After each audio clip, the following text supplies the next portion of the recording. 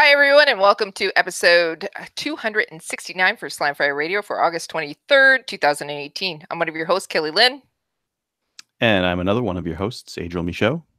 And I'm the temp, Brian. Yeah, he's back. Temporarily. I'm temporarily temping. Temporarily temping? Yes. What's going on with Trevor?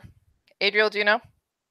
Oh yeah, he just messaged me before the show here. I don't know if you guys know, but he's in a small town in New Brunswick, and he's actually a part of a homeowners association.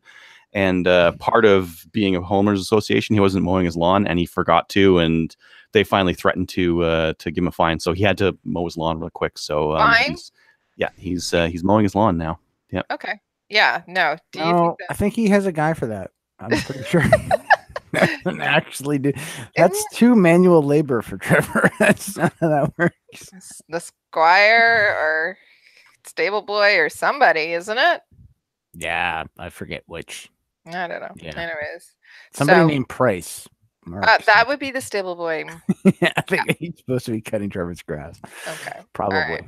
Well, one of these days he's going to come back, right?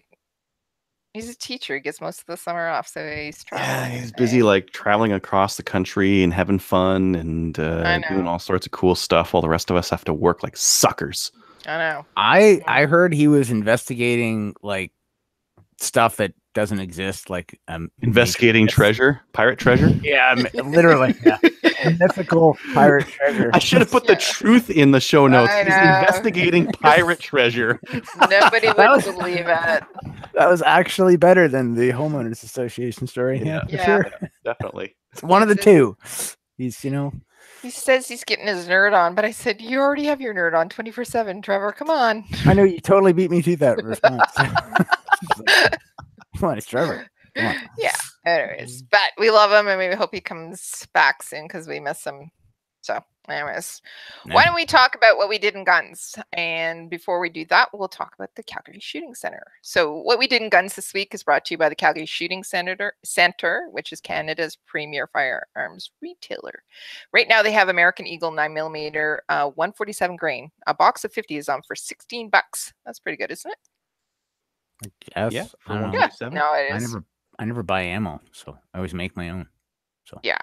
Well, some of us still need to buy it. So 147. Some of us like our ammo to work. Yep. Oh yeah, we'll get to that. Oh, did I strike a chord? Yeah, maybe. Wow. Whoops. I didn't mean to, but I'm glad I did. And it's not so bad, except wait, I loaded them. Yeah. That's yeah. Okay. So, since you haven't been here in forever in 2 days, Brian, why don't you tell us what you did in guns? Because you're taking over for Trevor apparently. So. Oh gosh, yeah. And I've realized today that it has been a long time because there's a bunch of stuff I didn't talk about. And one of the things we should talk about, the first thing I'll talk about is my Kraken showed up a long time ago. Your Kraken. It was actually manufactured on the day that Ryan said it would be, and I got it later that week, so I got it in time for an event at Milcon.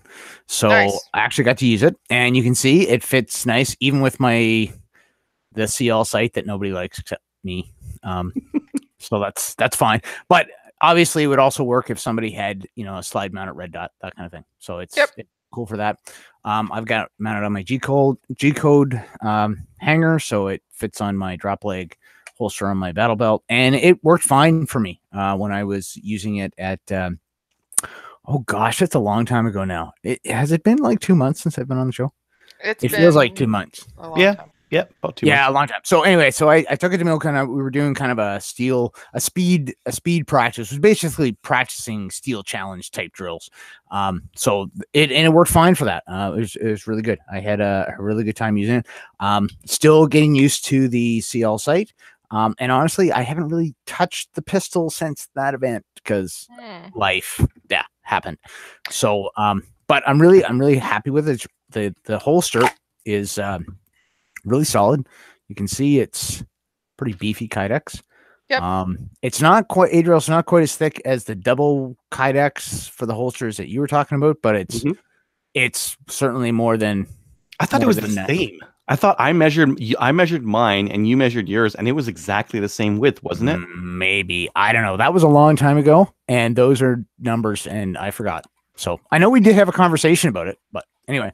It holds the pistol real solid without very much tension on the screws. Is it nice and clicky? Yeah, I would say it's nice and clicky.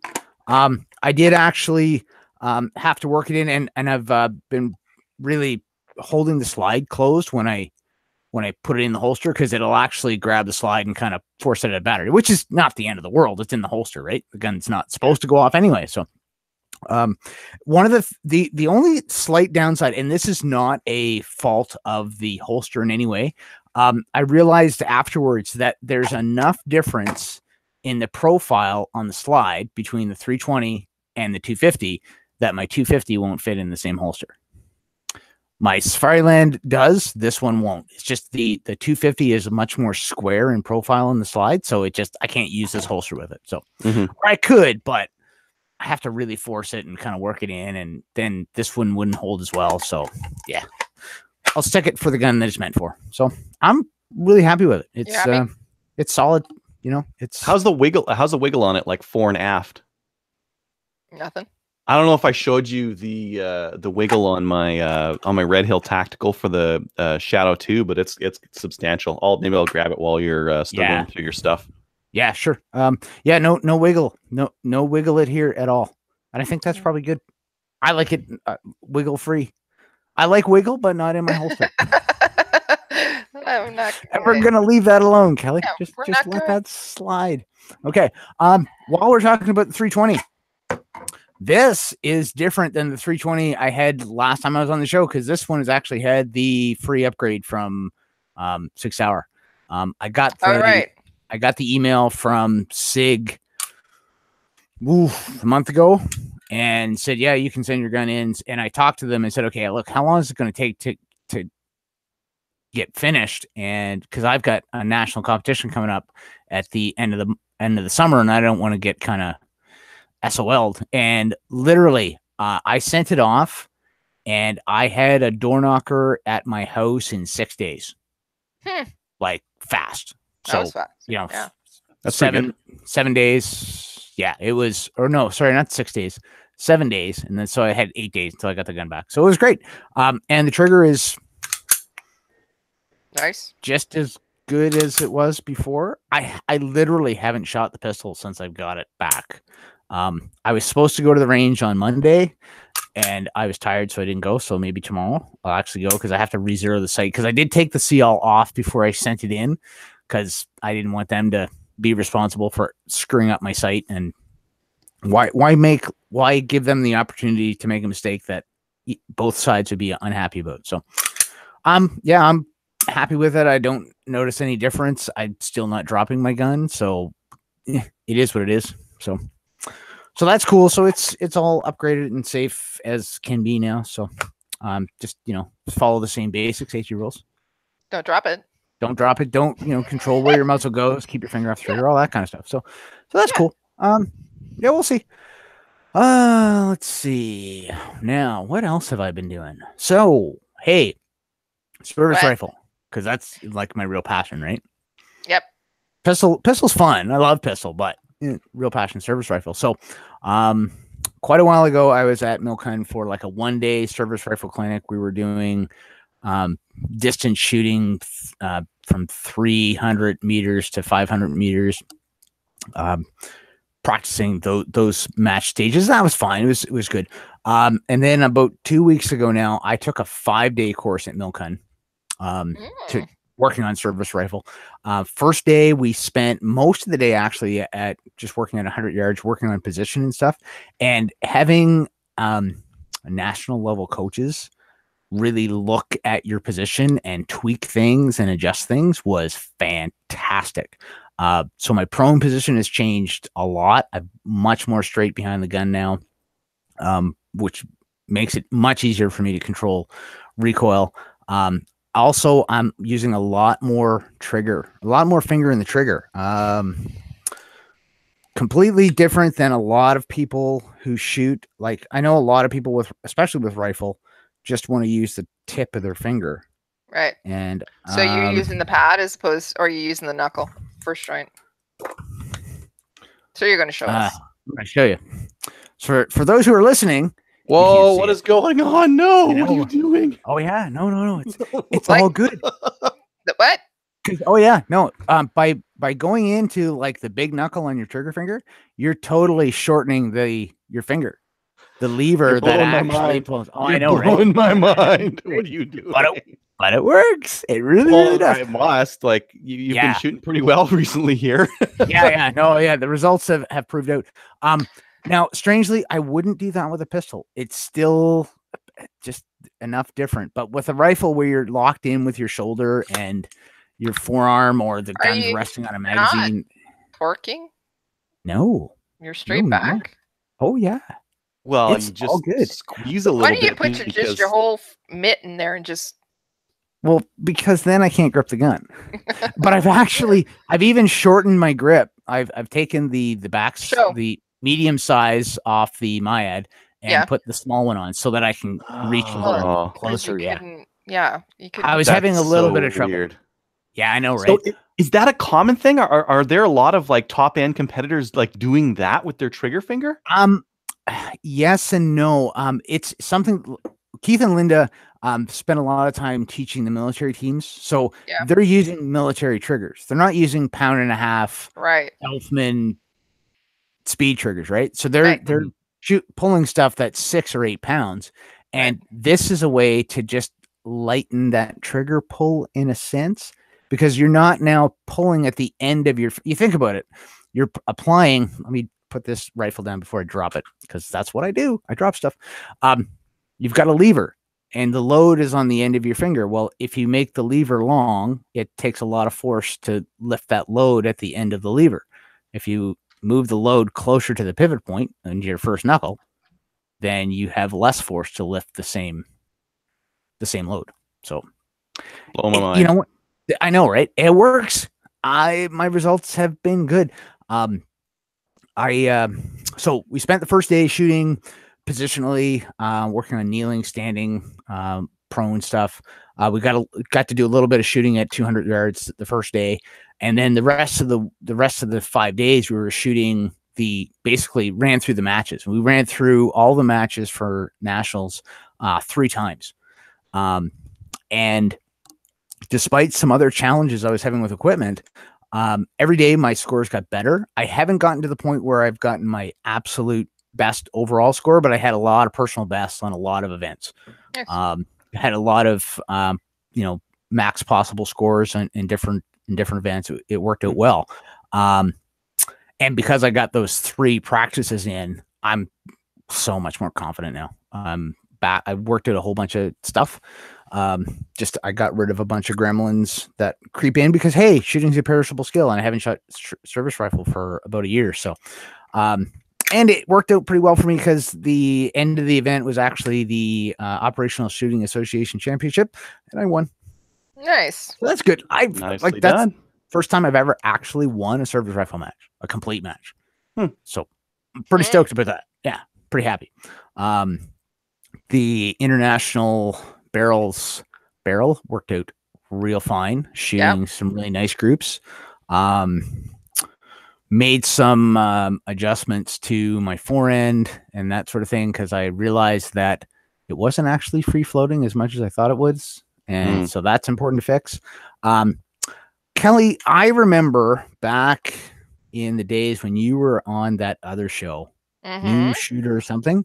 Yeah. You had some people from Vortex come in and talk about optics. Or was that on this show? It was on this show. Okay, cool. Better yet. And one of the things they talked about was that, every once in a while you should wind your scope all the way up and all the way down. Yes. And I've learned that that's important because my scope was sticking because I hadn't done that. So by the end of the weekend, I had everything actually so the scope would hold 0 and actually adjust properly and that sort of thing. Nice. I had some interesting stuff happen to me at the first time I shot at 500 yards. Why? What happened? Well, so the targets are up in front of a concrete wall, and in front of that is an earthen bank called a mantlet. And when you put your first two sighting shots into that mantlet, you're not doing well. It's not good. Not good at all. Okay. So luckily my first shot on score, I managed to catch the 4-foot screen so I could see actually where I was hitting. And okay, so that worked out. By the end of the series of 4 matches from 500, I had shot my absolute best 500 aggregate. Nice.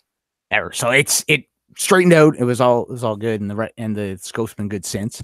But one of the things I'm doing now is frequently checking the zero. Like I went back to was at the range actually on the weekend after I made some adjustments to the forend to actually make it free floating. So I re-zeroed it again, and I'll take it tomorrow when I go to the range and just check the zero just to make sure it's holding. So hopefully, I could do a box test, but I probably won't just because I got other stuff to do. Nationals is coming up, so I want to work on. Yeah, what are you going to be doing for that? I was going to ask you. What are you? Okay, so I was going to shoot the whole thing this year. That was my plan. That was on the family calendar for months. Okay. And then my wife looked at the family calendar. Oh, I hate when they do that. Oh yeah. It's been on the calendar the whole time, honey. Yeah. So now I'm just shooting service rifle. Which is actually it's still half the event. It's still, I'm shooting for 4 days. So and I'm shooting the event that I really, really want, which is service rifle. So that's cool. So I missed out on the pistol. I missed out on a precision rifle, which I don't care one way or the other. So that's okay. Trying to find that balance with family and fun is important. It's quieter if things are much happier. For some people, yeah. No. There's that whole phrase, if she ain't happy, you ain't happy. And there's something to be said for that. I'm not convinced that if she's happy, you are happy. I don't know if it matters if the husband's happy. I just don't know. It is. But you're gonna go and do something that you want to do. I'm still getting to do the service rifle. Yeah, that's what. Part of it. So I'm still getting to shoot my, I am sponsored by International Barrel, so I definitely wanted to shoot the barrel at Nationals. And I will be shooting with and against Ryan Stacy, with the Stacy Meyer profile barrel that you should beat him with his own barrel. That would be just poetic. That's kind of the plan. That's what I'm gonna go do. That's my intent. Right. If it works out, it works out. If not, whatever. It is how it is. If it doesn't work out, blame him. I was just gonna say. No. Yeah. No, you don't want to take the low road. No. No, I really don't, because he's responsible for how he shoots, and I'm responsible for how I shoot, and that's all. So service rifle is like a reflection of the shooter, like what 90%, 95% versus the equipment. Yeah, you can't really and everyone's equipment, especially you get it to the open. Well, you've got 2 classes that shoot at Nationals. So you got the Canadian Forces, and so they're all shooting the same equipment. They're all shooting C7s. They're all shooting IBI ammo. And then the civilian competitors can bring whatever they want, but there's not that big a difference equipment wise. I mean, the ammo is good. Most people are using hand loads, so that's good, but there's also really good factory ammo now. Optics are decent. Everyone's running, 19, 20-inch barrels. There's not a lot of difference in equipment anyway. So even though the military has to run mil spec, which is trash compared to what you're shooting, they're not that far behind, or they're right in there with you guys. Yeah. No, there's always been, every time I've shot, there's been a few military guys that finish ahead of me for sure. That happened again last year. So I'm sure you've seen the meme there where it's like, my equipment's mil spec. It's much better than mil spec. No, there's something to be said for that. But it's not like mil spec is terrible. It's just, we have other and options. for a competition like service rifle, it's more the shooter. And I think that's definitely. Well, and I think you'll find that for most competitions, it's more the shooter. You can give a really good shooter, mediocre equipment, not high zoot brand name stuff, and they'll still smoke people. Yeah, like a Norenko, bolt action. Just saying. I've got trophies over there on my wall that I won with a Norenko rifle. So it is how it is. Equipment is not as big a deal as people make it out to be. Equipment is easy to say, oh, I can spend a few hours on the internet and research this, and then I can slap my credit card down and I can buy this. Ultimately, it's practice. That's what makes the difference for people, for competitors. I was going to say you spent less time this year doing competitions than you did actually doing training though for the competition that you want to shoot at. Yeah, which is more a factor of life than anything. I'd love to have been doing more competition stuff, but trying to find that balance and stuff. And I'm running out of time. The kids are getting older. I got to spend more time dragging them around and picking them up and all that stuff. Drive soon and date. I know, right? and then when they start driving, it's like, great, you can drive yourself to and from what you're doing, and I'm stuck home because you've got the car. Damn. Oh, well, I can drive fire, I guess. Whatever. That's part of it. That's what I should be doing. Actually, I should be doing tonight instead of podcasting. But oh well, I'm here. Thanks. Podcasting. So I'm here for the listeners. Yes, because you care. The listeners, thank you. I think thank you. I don't know. We'll see. We'll find out afterwards. Yeah, I don't know. I just couldn't come up with an excuse not to podcast tonight. So anyway, so I think. Oh, let's see. I also sold a trigger this week. Oh, did you? Week. Yeah. I had purchased a Geissele last winter when I was going to build an SLR, and then I realized that I don't really need an unrestricted rifle. It doesn't help me for what I'm doing. So I kept the Geissele around in case my trigger tech crapped out again. But I think I've got over 1,000 rounds. Oh, well over 1,200 rounds over in this replacement trigger tech that I got last year. It's fine. The course I did at Milcon, 5 days, I shot over 800 rounds of decent ammo in that time. Trigger was fine the whole time, so I didn't need the trigger, so I sold it to Trevor. So it's winging. Put a mil spec trigger in your bag just in case, and good enough. Yeah, actually, that's a good idea. I got to remember to do that. I also sold my lightweight upper that I built last year because I actually don't really need it for anything, so I can use the money for other stuff. It's actually, I've already spent the money on other stuff just because hobbies. I've picked up other not cheap hobbies recently, so saw that happens. Carbon fiber costs money. You don't talk to me about. I'm trying to talk myself out of carbon fiber. Okay, just leave me alone. And then I've got some optics for sale. I want to sell my Leupold Mark AR. I may sell a couple pistols. Don't know. You should mention some details on the show because I mentioned some details last week, and it worked. Yeah. So I've got I've got this Leupold Mark AR 1.5 to 4 fire dot reticle with zero, actually custom zero stop adjustments. And did you put a bolt in it so when it hits it stops? Actually, I had Korth do that. It wasn't just me. It was Korth do it. Yeah, with the Dremel and some ugly. Yeah, no, it was done by professionals, not by me. And I have a couple options for mounts for it. So right now, it's got an Aero Precision ultralight mount on it. So it's actually a really light optic. So if someone's into medium to low powered optics that are super light, I would be willing to part with it for money. If I didn't have that, if I didn't have that other 1 to 4, that's actually the mount I want as well. Would you sell just the mount? Well, let's see. I have this mount, the Leupold mount that came with the rifle, so I could possibly part with the Aero Precision. We could work a deal, probably outside the confines of the show. Okay, all right, that's feasible. I'm probably gonna sell my P250 pistol because I don't really use it. Yeah, I like it, but nah. They're like in the States, I could see it. It's super cheap. It's double action. It's reliable.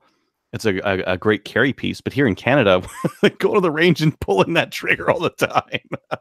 Hey, it's got to be better than an XD in 45. Yeah, like, seriously, like it's way better than that. So, and I've got my old Smith revolver that I don't use. I might sell that too. So, the Patrolman, what is it here? Let me see. I think it's worth like cycling that kind of stuff and keeping the stuff that you use, right? Like because some guys will get into collecting and then it ends up just sitting on a wall and not doing anything for you, right? Well, this is it. And I just have other hobbies that I want to spend money on. So, so we'll see. If somebody's interested in a 357 Magnum revolver, Smith & Wesson, let's see, what version is this? I can't even remember. Oh, yeah, model 28-3. So if anyone's interested, message me. We can work something out. It's all good because there's nothing like turning the podcast into a swap meet. I'll trade you a derailleur for the Smith & Wesson. No, I really don't want a derailleur. I'm good. Okay. No, I'm all good with that. So, all right, cool. I think that's kind of it. The rest of it is now I'm just getting ready for nationals. I leave the 3rd, the Monday the Monday of the long weekend, and I head to Ottawa. So it'll be a week of good fun, and then hopefully I'll get a chair ride after the event, and it'll be fabulous. Either way, it's going to be a good time, and I'm going to shoot the best nationals I've ever shot, and it should be a real positive experience. And then back to real life. Yeah. But that's what falls for. Real life. Work and crap. Real life. Work. Yeah. Crap. Growing beards. No. Yeah. Who the hell want to do that? That's bizarre. Apparently there's lists of people who can and cannot have beards. You're one. I didn't know there was such a list or where I placed on it. So now you do. Yeah, I don't know. Adriel's allowed, you're not. Trevor allowed, Matthew not. You guys just you know what? If I thought we had any number of female listeners, I'd ask the listeners what they think for the watchers, but there's reasons why. Okay. You can Okay. All right. You can share that privately with me later. And I'm willing to bet there'll be somebody else who will give me her opinion. She already did. It's on the podcast. It's on the live stream. Oh, okay. I haven't looked there, so that's more high tech than I'm capable of right now. So yes, anyway. You look very distinguished. Let me say that though. It means older. Sure. Sure. Guess what? I'm older. People keep telling me how old I am now. So I'm officially at middle age based on life expectancy. Absolutely. So. Okay. I'm still not as old as you, Cal. Yeah, whatever. You need to move your mic. I'm getting grumpy now. By the way, you need to move your mic. Hey. Do you want to throw it over to Adriel, or do you want me to? Well, I think Adriel could probably talk about what he's doing next. I could because he's the next one on the list. I could just hop in here and talk about it. Yeah. Anytime. Just butt in. Just cut me off. Yeah. Talk over me. Just roll with that. Hey, it's my turn. One thing I wanted to mention, and I didn't get a chance earlier on because I forgot about it, but we are testing Zencastr right now. So what you might find is that if you're listening to the podcast, our audio quality is much nicer. If you're watching us on Hangouts, it's the same as always. Hopefully. So this is something that we're testing out to give better audio quality to our podcast listeners. Speaking of our listeners, they bought the SAM 1911 and Glock 17 off me, so those are gone. And I still have the XDM 45 ACP. Those don't seem to be very popular. And Savage 10TR and MDT. Aside from that, because I sold that Glock. Anyone who wants the XD and 45 should buy the P250 and 9mm instead. I was just gonna say you're just gonna jump on top of that. Yeah. If you were considering the XDM and 45, you should just get the P250 and 9mm instead. It's a much better choice. I picked this up. It literally is. Like, no joke. It literally is a better choice. Better in what case? Does it shoot bigger bullets? No. Come on. Maybe more reliable. Maybe better. Yeah. Okay. This is a Mossberg 510 in 20 gauge. So I was at Cabela's. I've been looking for one of these. They don't come up very often in the equipment exchange on CGN or anything like that. And I found one at Cabela's for $320 bucks. Cute. Yeah, it's a little Hobbit shotgun. Yeah. And you'd think like, 20 gauge, it's not that bad, but it's 5 pounds. It's super light, so it does recoil. It does still like give some kick to it. So this is for my boy, and he can hold it up and pump it and shoot it and that kind of thing. But the recoil does kick him quite a bit. There's no way to add like an extension tube on there. I'm gonna kick some pretty hard because it's like it's such a light gun. It gets a real good like run at you before it hits your shoulder, right? Yeah.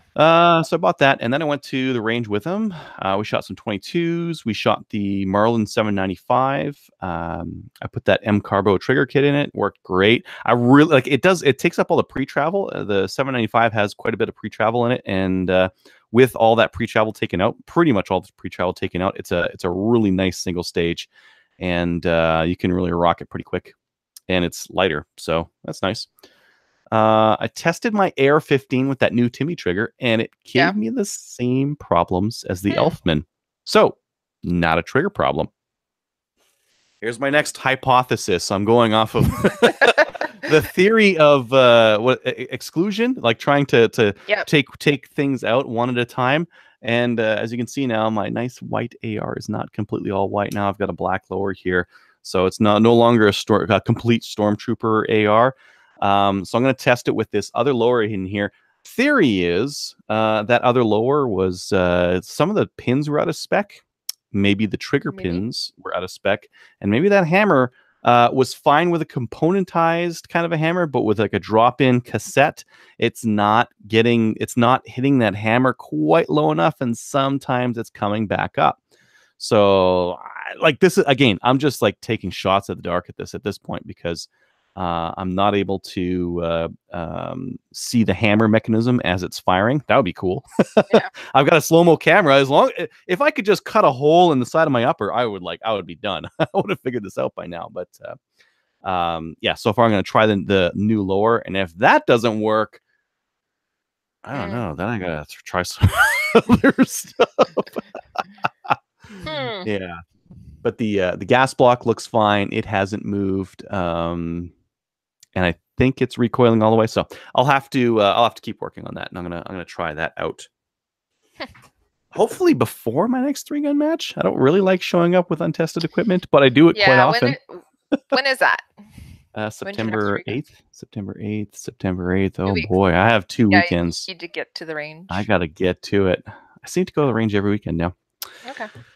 Okay, so there's the AR. So that's my backup lower. That's an Aero Precision lower, which would match really nicely with that Aero Precision optic mount that you've got there, Brian. They fit so well. They just belong together. Broke some clays with the 510. Boy, it worked great. Like I loved it.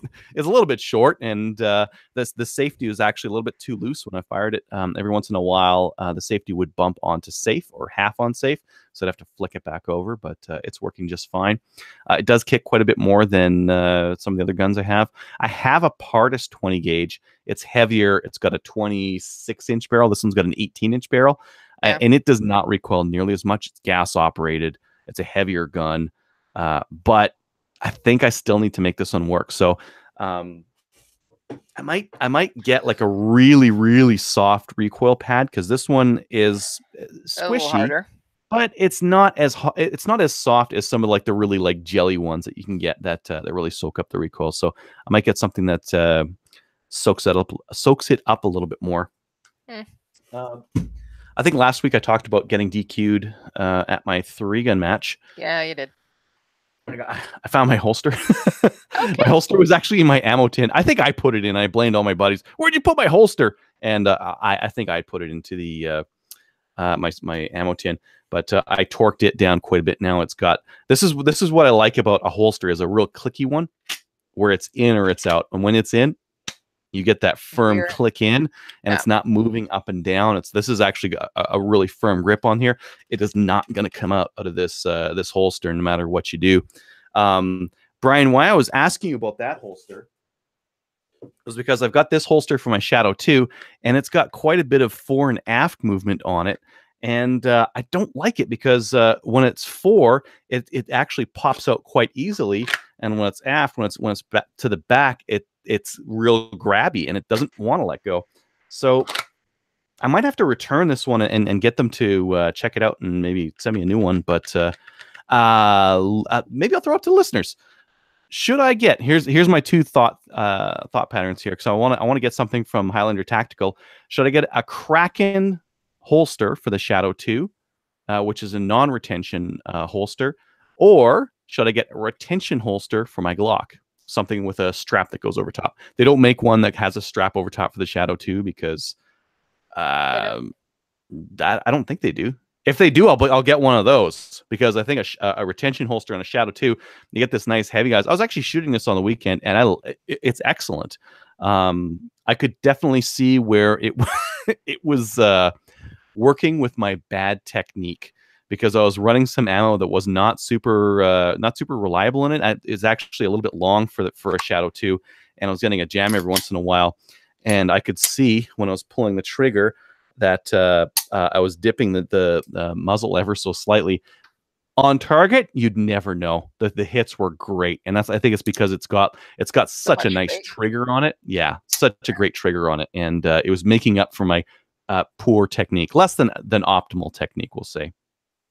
So I guess I'll put it out to listeners. Should I get a Kraken Shadow 2 holster, or should I get the retention holster for my Glock? Okay, Adriel, at this point, you have a functional holster for your Glock and a questionable holster for your Shadow, correct? Correct. Maybe you should address the questionable holster rather than having two holsters. I'm going to. But go on the CGN EE, you will not find a Shadow 2 holster. They do not exist because they get snapped up, right? This is a very popular pistol right now. In IPSC, this is the production pistol to get. So if I end up with two holsters for it, not such a big deal. One of them sells real quick. Yeah, but I think you should just get a Kraken for your Shadow 2 and be done with it. That's another option. And then I fix this one and I sell this one, and I get a Kraken. That's all right. You said it would like the fore aft on it was really good. The movement? Nothing. Like zero. That's what I need. I need something that holds it really tightly in there. Because anytime you get a little, like, this is a heavy gun. Anytime you get a little bit of rock going on, and I'm thinking, like, I go running with that thing, it starts rocking about, and it's going to pop loose, and it's going to go. For sure. You want.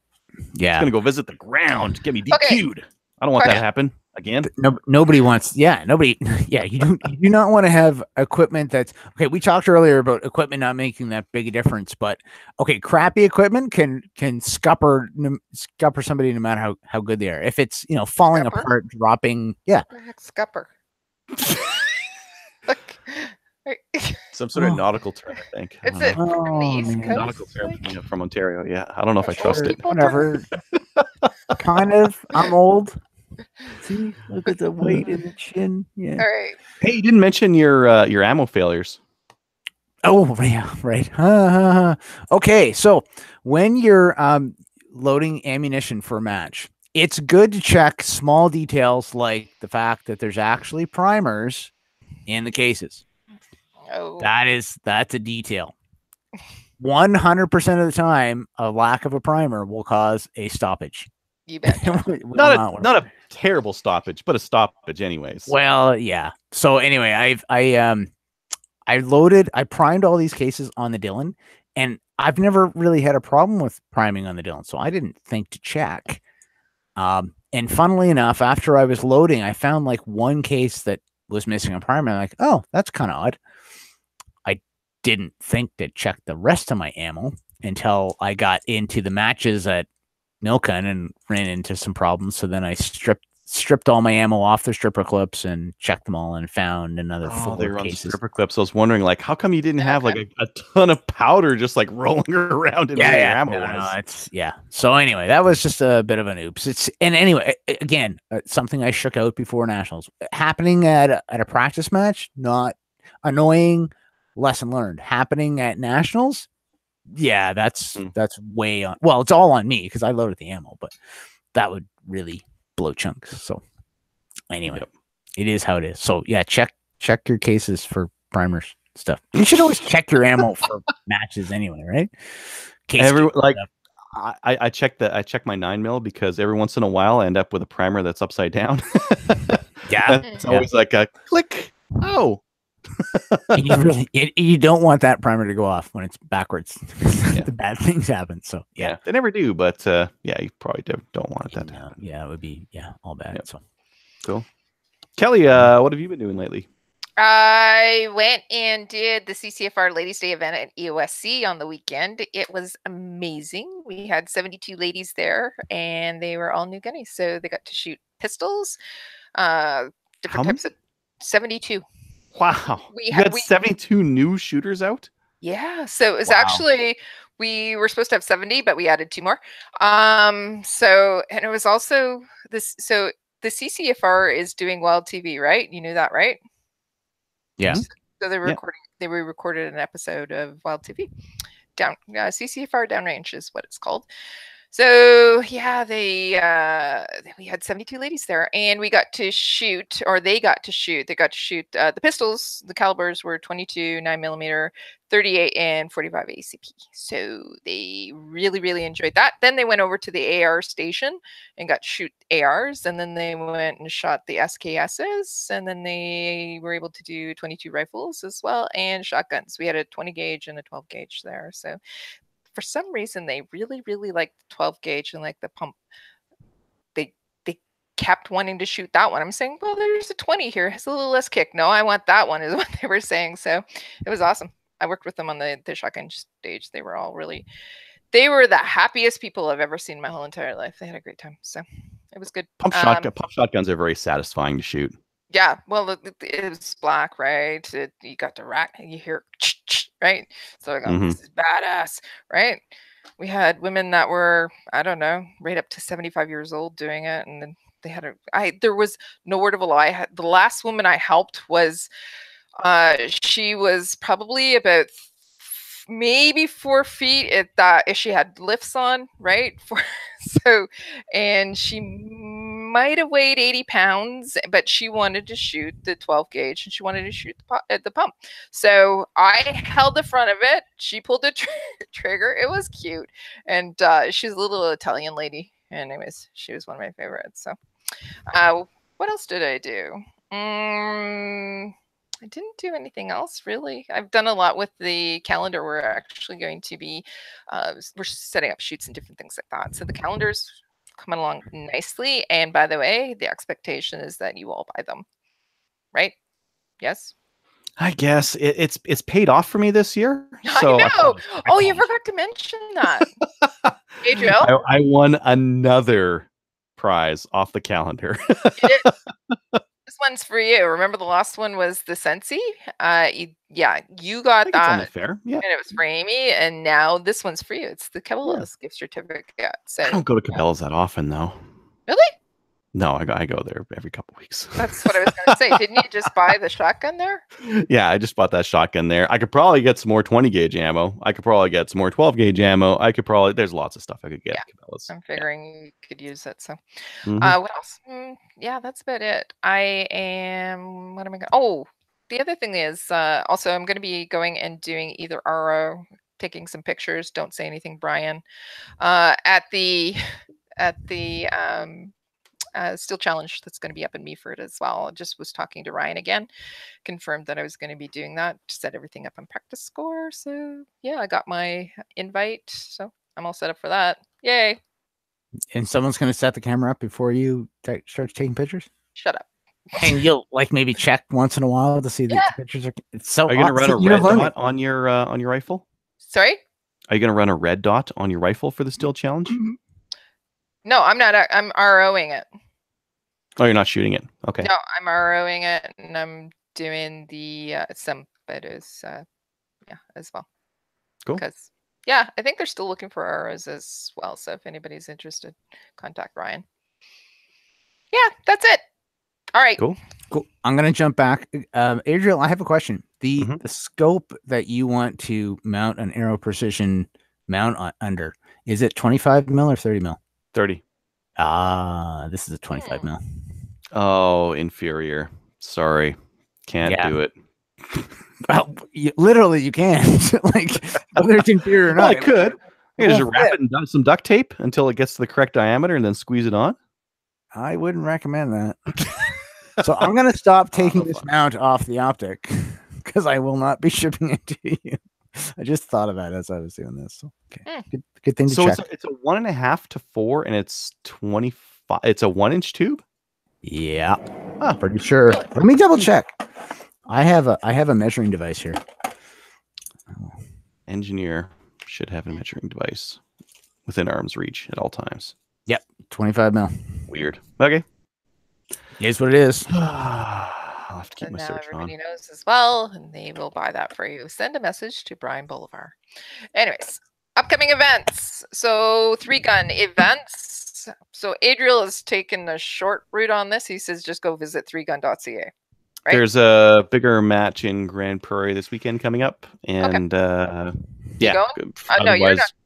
I can't. Yeah, you said I really pushed my luck. I really pushed my luck on the family calendar this year, and I'm not going to push it anymore. Yeah. All right. Maple Seed events. Check out mapleseedrevelin.com. Right now, you're not going to find anything. So, and the reason is because we've just finished up the West Coast tour. We're now officially planning the fall events. So we're in discussion with a couple of ranges, and we'll let you know about those. Those are going to be GTA-ish, Southwestern Ontario, etc. So some ranges that I should care about is what you're saying? Yes. Okay. And I added this one. Trevor's not here, but I thought we should actually talk about it because of the fact that it's on September 8th and 9th, and that's coming quite quickly. So at the Restigouche Balmoral Club, which is Trevor's, there is an IPSC class that you can take with Canadian champ Alex Burdett.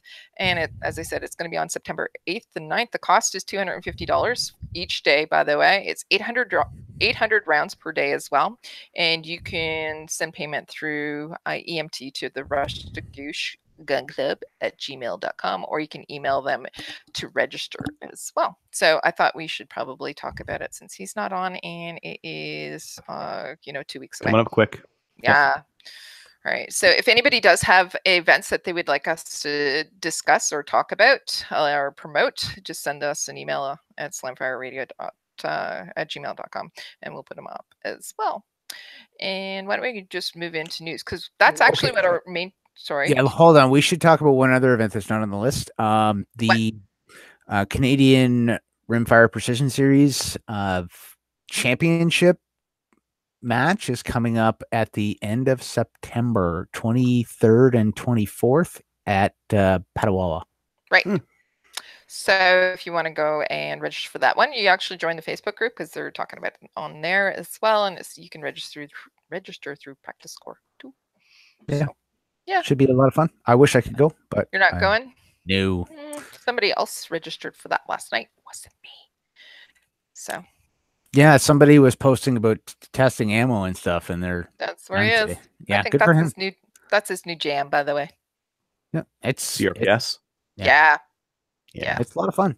No, it's all good. I totally recommend it. If I wasn't doing other things, that weekend, I would still not be able to go because I'm spending a week in Ottawa in September, and I'm not allowed to get away for a whole weekend. So that's fine. So okay. All right. So it's actually our main topic as well. And the reason is because there's been a lot of stuff in the news lately, news, gun stuff that's been happening even today as well. So I do know that, Adriel, you posted this news topic about the straw purchaser.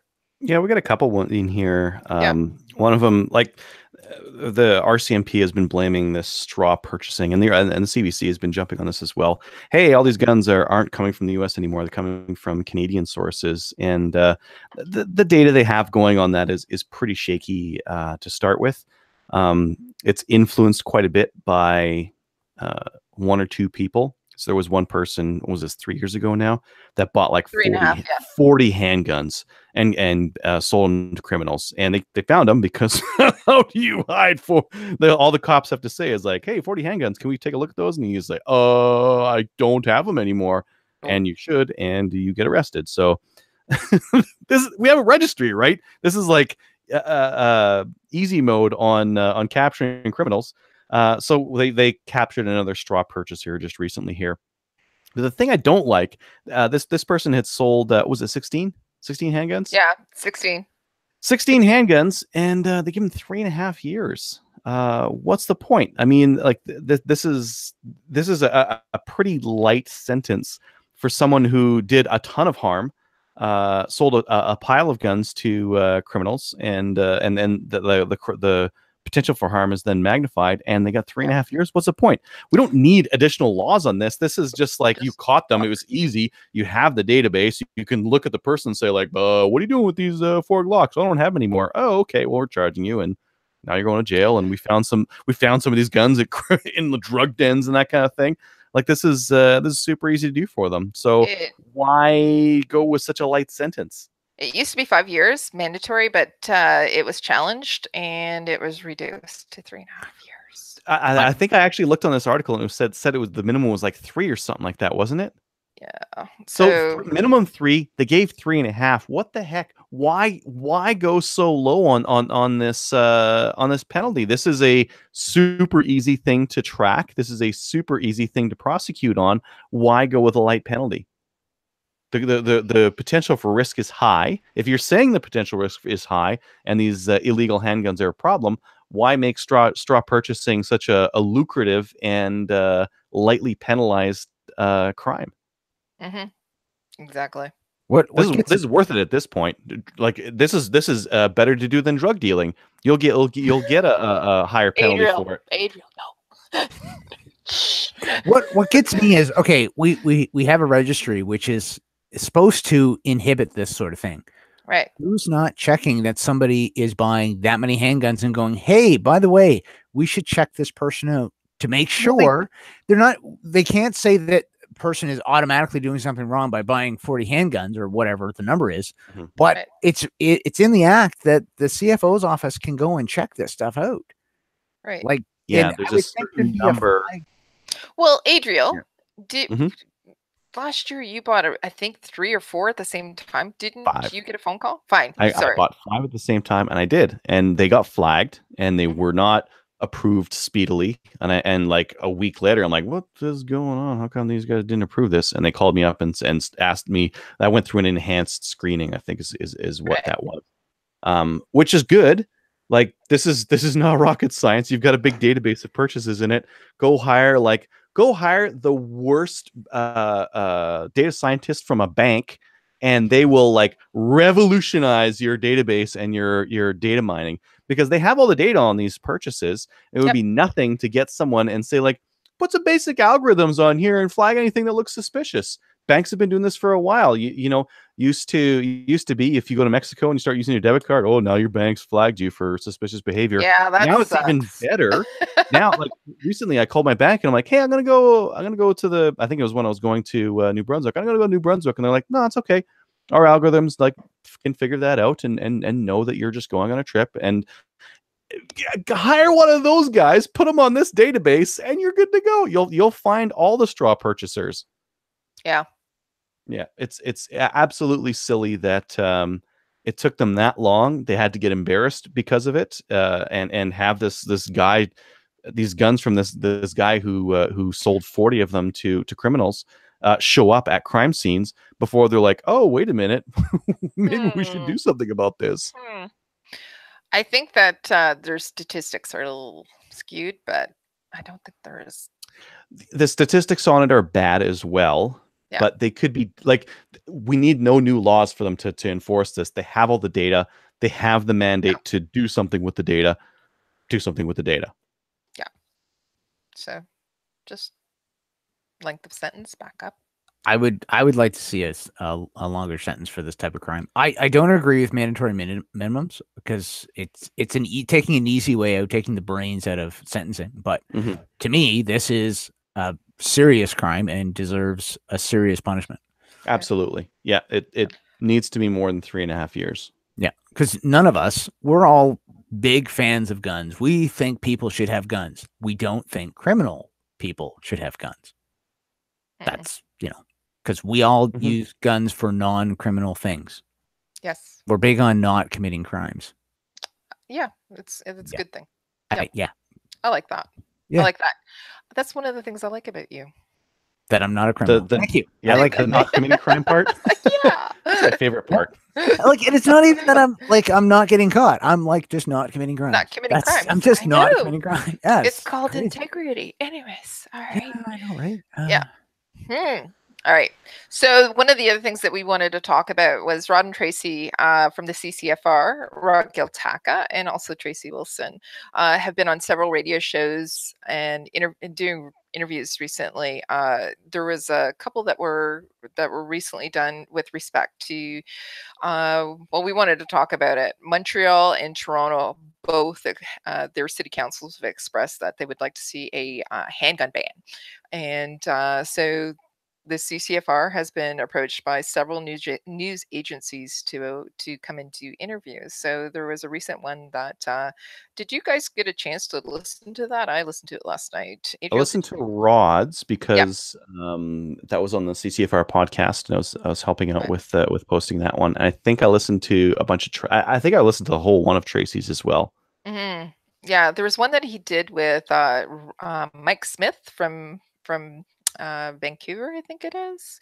And yeah, actually, Mike was a little perturbed. One reason is because of the fact that he was trying to get a dialogue between people who were pro-gun and anti-gun. So he had Rod on it to explain basically about firearms, and he discussed the recent the ban that was being asked for by both Montreal and Toronto City Council. So what they did was they actually did a poll, and their poll, by the way, when he did the interview, the poll was still in effect. So what they saw with respect to the poll was that there was more people saying that we should have a full handgun ban. So Rod came on to actually talk about that. And as I said, when the poll was finished, it was about 50-50 that they poll showed. But Rod, he did a really, really good job with respect to actually describing and giving definitions. For example, Mike was consistently using the term assault rifle. So he explained what an assault rifle was, the fact that it hasn't been legal in Canada for quite some time. And also there was a few callers that called in, but every single one of them were callers that had supported the fact that they didn't want the handgun ban. There was a police officer who called in. There was an EMT, not EMT, emergency room doctor as well. And what they were actually referring to was the problem is not specifically not legal handgun or legal, gun owners. It's the crime, the people we were just talking about, the people that are using firearms in a way that as a weapon in an illegal way, whether it's to in gangs or committing crimes. So yeah, there's actually a shooting just here recently in Edmonton, and one of my staff was in the condo building where this shooting happened, and it was gang. One gang member shot another in the parking lot, and it's like stuff happens all the time, right? And it's you can be willing to bet that gang member does not have an RPAL and an ATT and an ATT to the parking lot and all this other kind of stuff, right? So what we're also seeing is I seen pictures on Facebook and other places as well. We're seeing, like, for example, Canadian Tires are saying that they're not going to be stocking any ammo anymore, selling it out, final sale, etc. they're not walking into Canadian Tire to get ammo. Sorry, they're not walking into a Walmart or any other place to get this ammo either. So people, and again, it's going back to they want to help. They want to see, they want. Obviously, we don't want to see people being shot either. But there's other things that we need to do other than ban ammo sales or handguns. It's ban not handguns from the people who already couldn't own them. right. Because that's not going to help, right? And it's not going to help. So, for example, go after the straw purchaser, and again, those statistics are a little skewed, but or also add officers for CBSA, or it's and man, more they can't crossings. Talk about the harm as such an extreme thing, and then give a straw purchaser 3.5 years for selling 16 illegal handguns. If those legal handguns have a high risk of harm, they need to penalize people appropriately, and it doesn't look like they are. No, they're not. And the other thing is too, what we're seeing is with respect to these people that are using them in the illegal way, we need to start working on why they're doing it with respect to their thinking. How do we combat that? So can we be more proactive with things like, for example, more youth services in the city? I don't know, drop-in centers and different things for them to do as diversion, as opposed to actually, because if not, they're going to come see me. Yeah. Yeah, just on Rod and Tracy being on these radio shows, I took a look at the other Facebook groups of the other gun groups. I didn't see any of them doing these kinds of things, and it's like I'm glad we've got Rod and Tracy doing this, because they're both really well spoken. They're not just like random people off the street. They have good training. They put together a really logical argument, and I'm really happy that they're repping us on the radio and that kind of thing. Yeah, they were very well spoken. I listened to a couple of interviews. Really, really, really well done. So good on them. All right. I did put this in, so I wanted to talk about this, but why don't we actually move it to the end, actually, because we can go in and we're going to talk about the LOA contest. We'll move that to the end, because we're on a roll with other things right now. So the RCMP commissioner, so you put this in, it's not a sure handgun ban is the answer to violence. So do you want to talk about that? And I as well. Yeah, so I don't know how hopeful to be about this, because sometimes they say like, oh, we're not sure about this, and then they just change their minds and say like, actually, we are sure, ban everything. But long story short, the RCMP commissioner's not sure that the handgun ban is the answer to gun violence. This recent shootings that we've had here, a lot of them weren't done with legal handguns or anything like that. So it's it is hard to take a look at. One of the quotes he has here: the bottom line is one life taken by one handgun is one life too many. So we definitely need to look at alternative ways of dealing with that situation. I don't think that's actually the case. I think as soon as you say one life is too many, a lot of things get banned. Swimming pools get banned, cars get banned. There's lots of things in life that could potentially take a life, and everything has to be examined with the potential for risk and the potential for benefit that it carries with it. And so I think this one life is too many thing is the wrong way to approach anything, really. I wouldn't want to see. I think the statement in the Freakonomics book is that a swimming pool is 3 times as likely to kill a child as having a firearm in the home.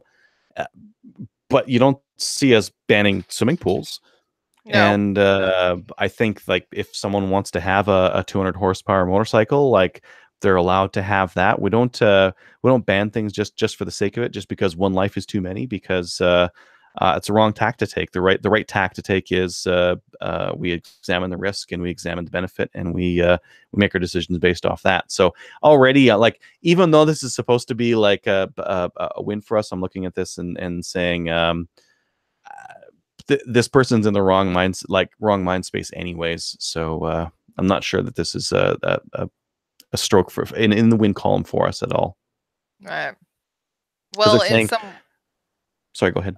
I was going to say that the police chief conference that they were discussing these things at, they were pretty much in agreement that they have to actually have a new approach with respect to gang violence. They have to do something about it because this is ridiculous. Well, it is, and like our murders are up recently here, but they're still not up at like U.S. levels. They're still like actually fairly low historically. You look at the trend, and basically since the 90s, things have been on the downswing. Right. That's before what was it, C-68? What was the bill that entered in the new gun control in 95?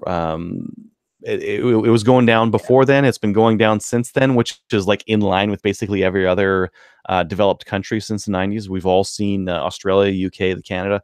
We've all seen crime reduced over that time. Some of us with gun control laws, some of them without, or the opposite. And we've just all seen reducing crime. That's improved policing. That's better economies. That's a lot of different reasons for that are tied in that are just more important than gun control. Okay. There is an increase in more violent crimes, though. Correct. Yeah. And that's like over the recent term here. Yes. Correct. Yeah. And that is also one reason is because of the fact that we've seen a high. So, for example, in your area, so Edmonton, Calgary especially, what we're seeing is more gangs. Huge influx, right? So we have a lot of Aboriginal gangs now that weren't there before. So there's Chinese gangs as well. So what we're seeing is a huge influx of gangs. Also, what we're also seeing is with respect to like Ottawa, where the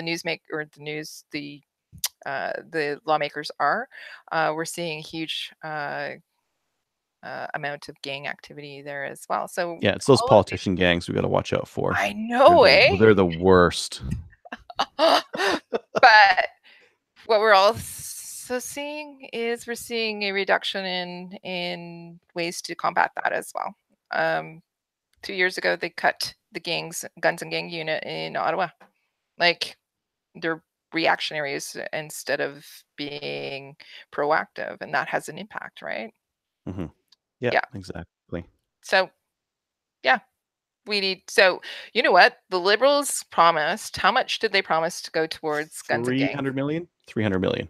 Yeah, they, put your money where your mouth is, although that's taxes. But still, it'd be good to see that, right? Obviously, we would like to see. I mean, if my tax money has got to go with something, I guess guns and gangs is where I'd like to see that money going towards. Not to the gangs, to fighting against the gangs. Yeah, I was going to call you on that. Thank you. Yes, yes, to combating gangs. Yes, that would be criminal gangs. Maybe I'm just like way too libertarian, but I would see like legalizing more drugs would completely blow the stuffing out of these gangs. A lot of these gangs are fighting over turf. Drug turf in their areas, and what if drugs weren't illegal? Then they wouldn't have anything to fight over. We'd not have this problem. We would not have to throw money against this war on drugs, which is not working. We're not winning at that. And actually, we're losing. I had a staff meeting today with respect to opiates and fentanyl. Totally off the topic, but it is actually going to what you just said. We're not winning the war, and that's what we said as well. So Narcan and all that we're using to combat that right now, it used to be actually the number 3 killer for people was accidental or overdoses, right? Mm-hmm. So opiates, fentanyl, and all that. It's now number 1. It's replaced car accidents. So we're not winning the war on drugs. That's it. So cars have gotten safer. That's what you're saying. No, you're still killing just as many, right? But now it's drugs. And by the way, you should see where guns is on that low, right? So, yeah. Again, this is a very libertarian approach to it, but I would just rather see them all legalized. If people want to do fentanyl, just what it would like considering what I have to pay for insurance, theft insurance, damages, and that kind of thing. And prison. We put all these people in prison, and it costs a lot of money. Okay, you need a job too, but like, why wouldn't we just make a suburb in Edmonton that has a whole bunch of free housing and a big pile of fentanyl? And if you want to go do drugs, go over there. Please don't steal my car or like mess with my stuff. My insurance rates will be lower, and maybe I'll come out on top on the end. Too libertarian? This is like a movie that we've seen. It's horrible. Okay, we're off topic for guns anyways. Something else. Oh my gosh. That's horrible. Yeah. All right, I'll take the next one here. The Liberals are playing dishonest games with stats. No. Really?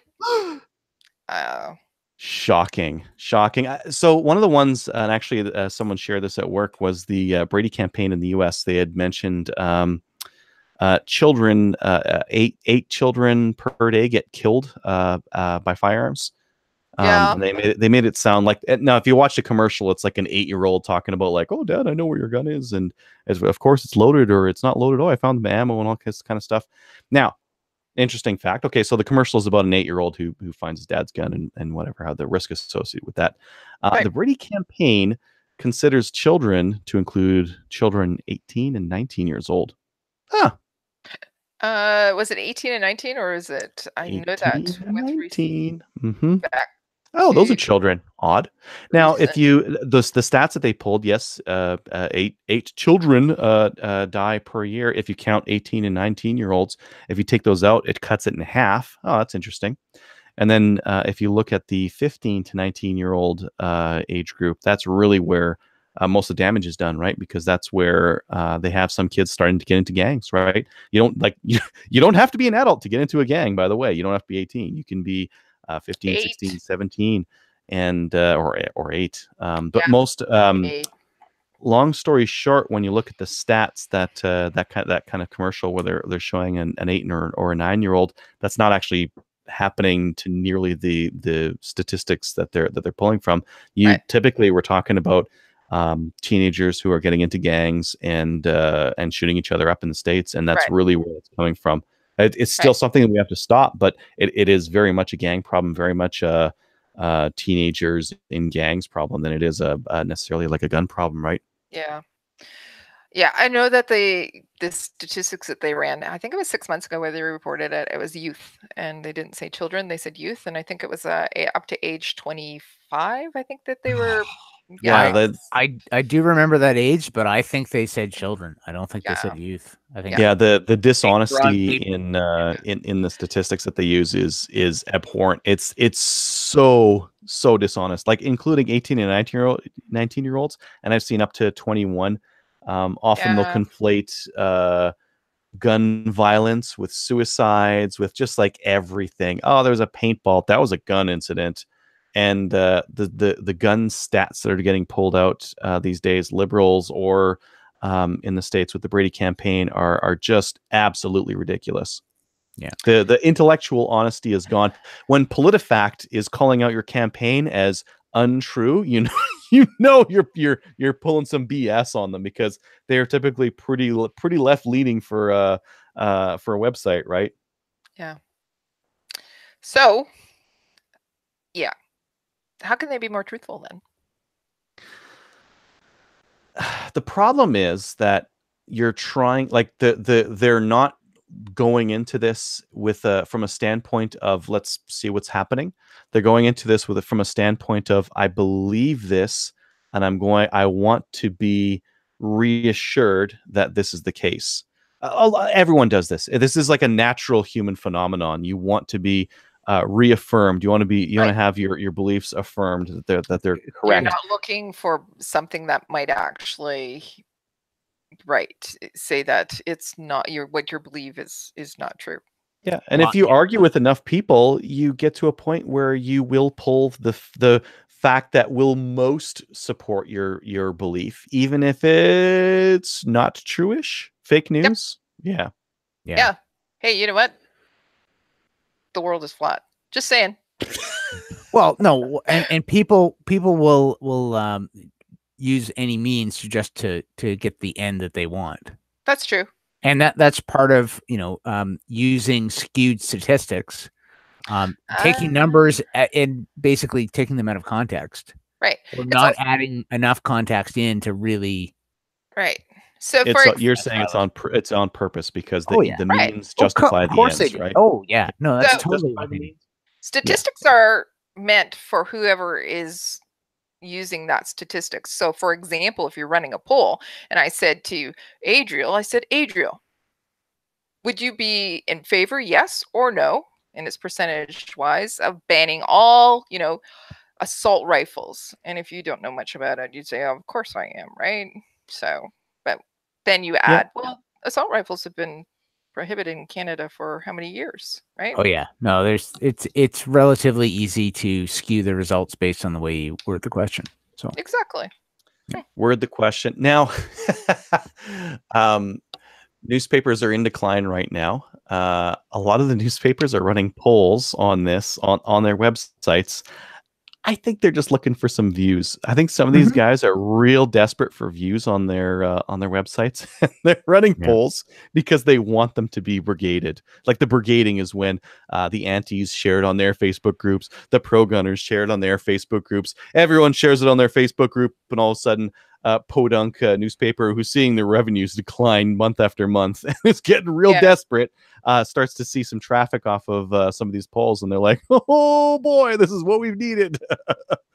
So I think we are playing into the like newspapers' hands a little bit when we do these polls, because they're desperate for views at this point, and that view where someone comes in, clicks yes or clicks no, and then leaves still counts as someone who went to that website and saw their advertisers' ads. Right. Yeah, you're absolutely right. And the other thing too is if a newspaper or news agency has a poll and they don't like how it goes, they're free to just bury it. It doesn't go anywhere. Yeah, it doesn't matter. It just doesn't get used. So yeah. I mean, Greg was mentioning something on the YouTube. It's just that, like, when you search for stats that support your own belief, that just entrenches you more in your own beliefs. Yeah, it supports it. Yeah, I think some people on Facebook will delete people who don't agree with them, and I'm the opposite. I love to have people from opposing viewpoints on my Facebook, because you can, like, the danger with new social media these days is you get a real risk of getting into an echo chamber and just hearing your opinion parroted back to you by people who think the same thing. And then you get to a point where you think, this is how everyone thinks, but it isn't. And you're actually not hearing what the general populace or what the opposing viewpoints are. So I think it's still really important to hear that kind of stuff, right? I mean, if you went to a small town coffee shop, you'd probably hear a variety of viewpoints. You go on your Facebook right now, you probably don't. Yeah, it depends. And a similar thing is, if you are on your social media and constantly harping on your political view of something, you are not going to get people who do not share your view. They're going to just tune you out because that's all you talk about. And they're just going to be like, I'm tired of this. I need something else. So it's hard to be. Don't be monolithic in your thinking and your posting. Listen to opposing views and talk about different things. Don't be just totally hardcore on one thing all the time. So yeah, I think most people aren't willing to have their viewpoints changed. So we can only change like a very few number of viewpoints out there, and we can only really change them by being open to listening and open to other people's opinions, and like having a intellectually honest argument. Like the problem I have with these stats that are being ballied out is they're not intellectually honest, and they start out that way. There's really nowhere you can't go argue with the Brady campaign about their stats, because you're not going to convince anyone over there of anything. So so there's not really much of a point. You might as well discuss with someone who's open to opinions, but you have to be open as well, right? Yep, absolutely. Yep. All right. So the other thing that has been, we already talked about it a little bit, was this: several city councils have passed motions to pressure feds to ban handguns. Last time I looked, though, right, handgun laws are federal, correct? So these, Toronto, Montreal. It's still important because if enough of them do it, the federal government could say like, oh, well, let's start looking all at these landfills. cities are asking us to do something. Now we have to take action and do something, even if like these cities are doing it as a political PR play. They have no power to do this. The gang violence in their city is not done with legal handguns. So this is all just a very terrible PR play that's acting out against us right now. Yep. So a lot of people who are misinformed because, again, they want to help, right? Yeah, I mean, they see violence in their cities from gangs, and they see them being committed by handguns, and they're like, obvious. Let's just ban these things. And they're also the people on these council members are also victims of the media and the false statistics produced by the RCMP, where if we can't figure out where a crime gun has come from, domestically sourced. That's what we say. So, I mean, they have that bias within their own statistics and how they're recorded. So it says, oh, well, half of all crime guns are domestically sourced. So if we eliminate domestic sources of handguns, half of the handguns will go away. Half the gun crime will go away, which is false on a number of fronts. Where there is a demand, a supply will be met. Yep. The United States is not the only place that manufactures handguns. There's what's called brush fire wars in small countries all over the world. And they're not getting guns from American manufacturers. They're coming from other sources. Those guns can end up with criminals in North America quite easily. Well, aren't drugs illegal? Like, how's that working out? All the really good ones are, yes. Yeah, all the really wait till October 18th. Anyways, it's illogical that we would say we've lost the war on drugs. We're legalizing marijuana because it's too easy to buy anyways, and everyone's got it. And then on the same hand, saying banning handguns is going to do something against this. It's illogical. I don't understand the human condition that suggests that banning something is going to prevent it from getting in the hands of anybody. It worked for prohibition in alcohol, right? Yeah, not so hot. Yeah, no. No. Yeah, history does not show that you can ban any substance and people will actually not have it. It actually makes it worse. Yep. Quite honestly, it does. Yeah.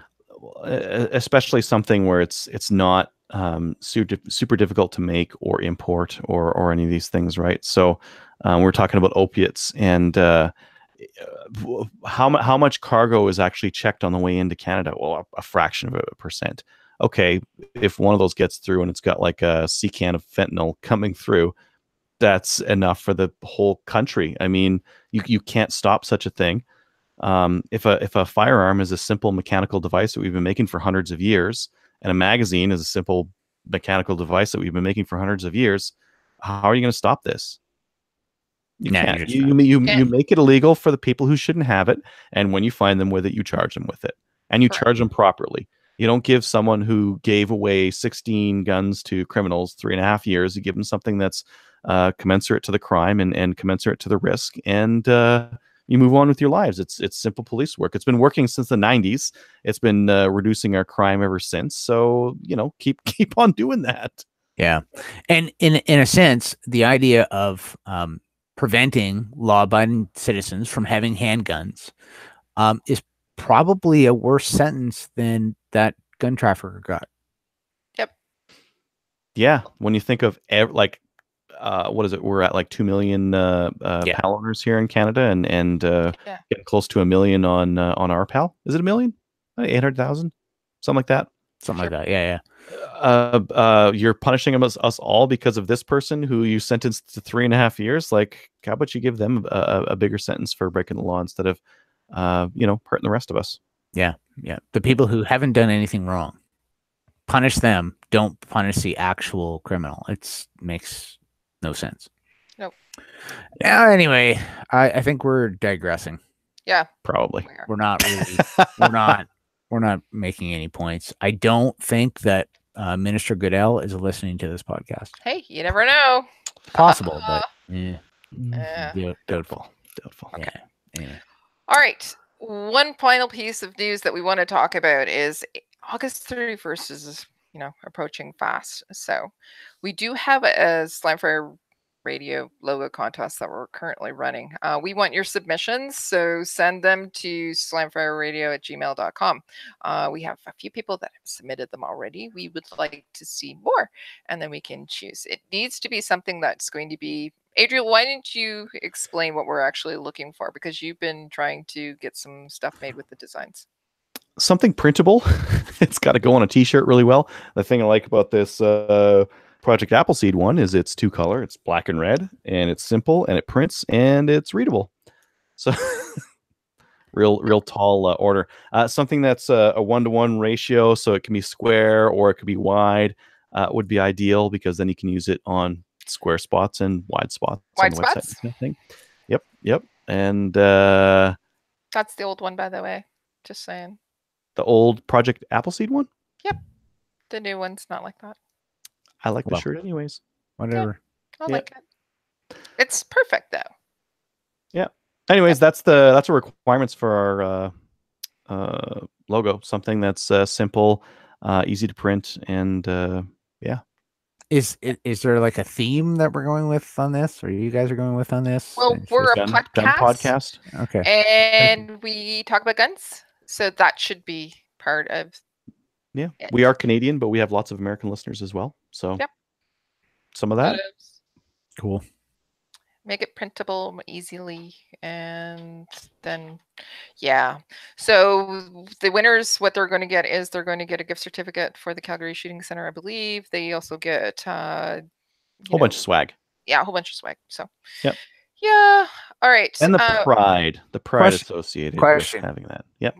Do you guys have the ability? I'm saying you guys, since I'm just the temp, to just look at like the best aspects of several of them and just plagiarize them and make a new one and just keep the gift certificate for yourselves. That's dishonest. Remember, we talked about integrity. I like where you're going, Brian, but I don't think it would send a bad message. Yeah.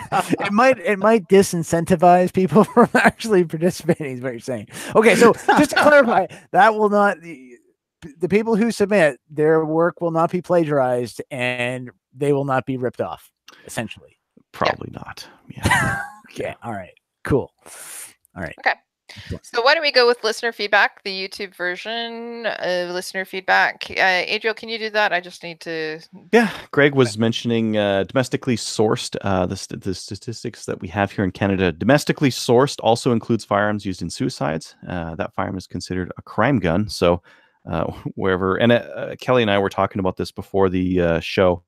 There's actually a lot of older men typically that choose to commit suicide with firearms, and there's a couple of reasons behind that. We don't have... Do we have legal euthanasia yet in Canada? No. I think that should be a thing that would give people an avenue, which they're clearly taking in their own hands at this point. That's one cause of these domestically sourced crime guns is people choosing to end their lives. And then he was also mentioning here that 3.5 years per firearm might be a better option. Yeah, I mean, 16 firearms that could potentially get out there and be used by criminals to rob or murder people. Yeah, I think 3.5 years for 16 of those is a little bit too light. That's what, like two months each? Yep. 2 months each firearm. It's too light. I don't know. So yeah, I agree. And Greg is smart because he supports my deep finger in the trigger on the rifle too. Yes, he does. What was he saying there? Welcome to the dark side, Brian. I run my X95 and my XCR with the same grip that way. Yeah. Now, Greg has also a military history, so he may have actually been trained that way. I don't know. I'm sure he'll pipe up with an answer to that. I'm sure you will too. Yeah. Stacy also says she likes your shirt. I like your shirt too. I was just saying it was the older one. Just saying. Anyways. Still like it. It's okay to like old things. It's fine. Yeah, there's you with that beard. Okay. I thought the beard was new.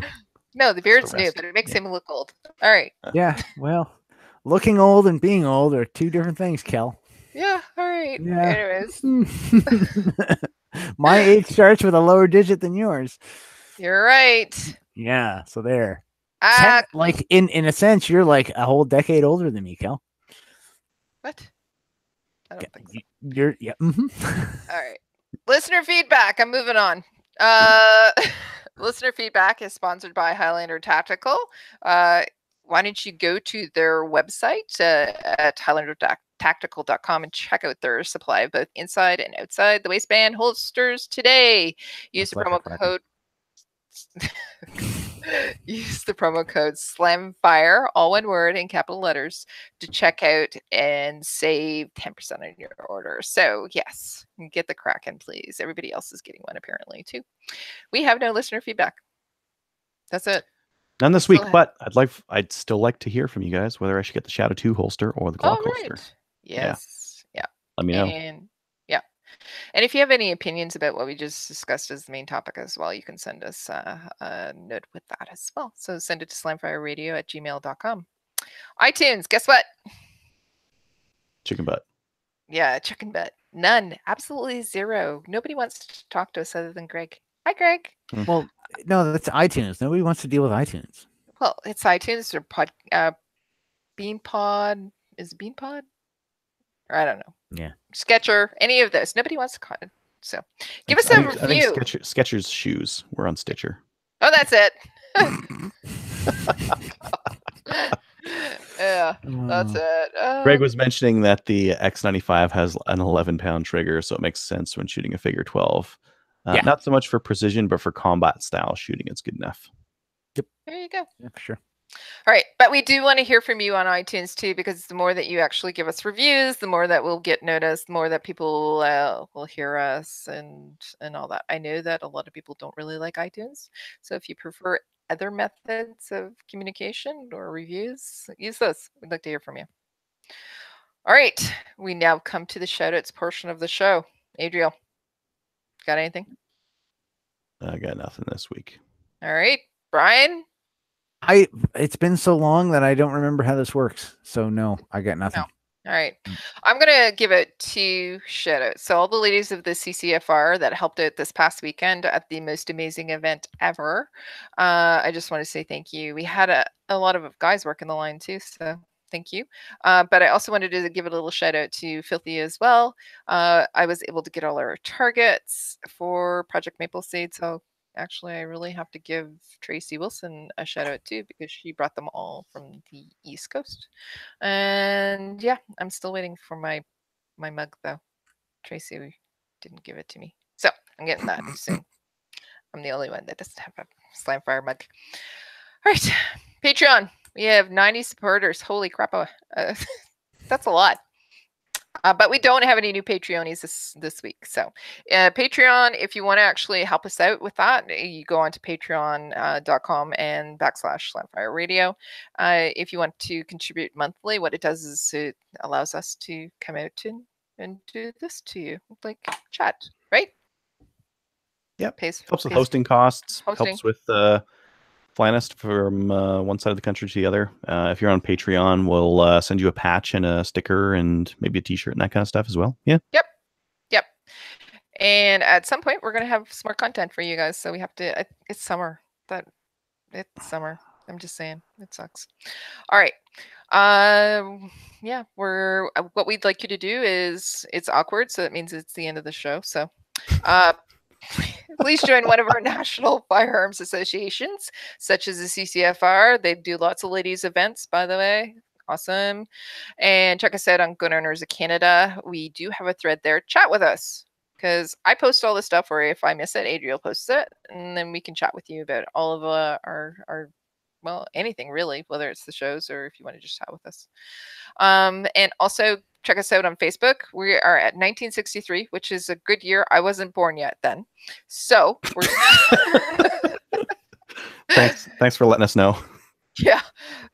We're close to 2000. We really need to do something for 2000. And that's it. Anybody have anything they want to say before we say goodnight for the night? Good night for the night? Good night, everybody, all the listeners and watchers. Everybody, yes. And Trevor, I hope you find your sword or whatever you're looking for. He's not looking for the sword. He's looking for treasure. Buried pirate treasure.